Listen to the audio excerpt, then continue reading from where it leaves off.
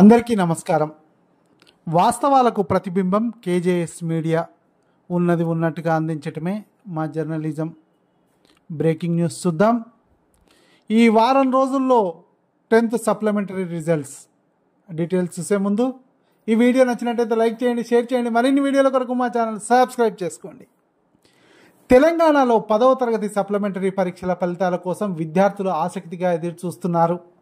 ఈ నెల 3 నుంచి 13వ తేదీ వరకు జరిగిన ఈ పరీక్షలకు మొత్తం 42,832 మంది విద్యార్థులు హాజరయ్యారు. రాబోయే 7 రోజుల్లో ఎప్పుడైనా ఫలితాలు ప్రకటించే అవకాశం ఉందని సమాచారం. అయితే అధికారిక ప్రకటన ఇంకా రావాల్సి ఉంది. గత సంవత్సరం జూన్ 28న విడుదల చేశారు.